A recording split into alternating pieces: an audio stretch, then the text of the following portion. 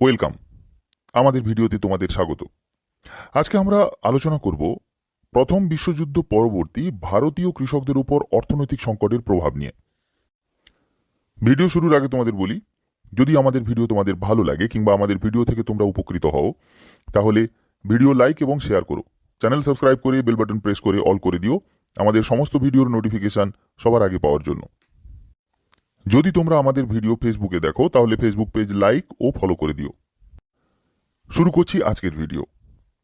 ভারতীয় কৃষকদের উপর প্রথম বিশ্বযুদ্ধ পরবর্তী অর্থনৈতিক সংকটের তীব্র ও প্রত্যক্ষ প্রভাব লক্ষ্য করা যায়।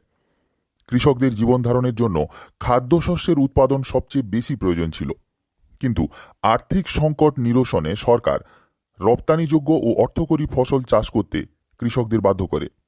ফলে কৃষকের খাদ্য প্রয়োজনীয় শস্য উৎপাদন যথেষ্ট হ্রাস পায়।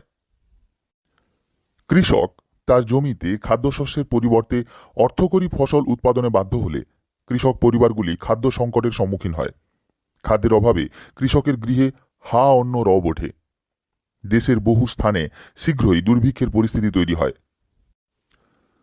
প্রথম বিশ্বযুদ্ধের পরবর্তীকালে ভারতে ব্রিটিশ সরকার অর্থনৈতিক দুর্দশার অবসান ঘটাতে যেসব উপায় বের করেছিল, সেগুলির মধ্যে অন্যতম ছিল করের পরিমাণ বৃদ্ধি করা। দেশে খাদ্য সংকট ও দুর্ভিক্ষের পরিস্থিতির মধ্যেও সরকার কৃষকের কর মুকুব না করে বরং করের বোঝা আরও বাড়িয়ে দেয়। বাড়তি কর আদায় করতে কৃষকদের ওপর নির্যাতনের মাত্রা বৃদ্ধি পায়।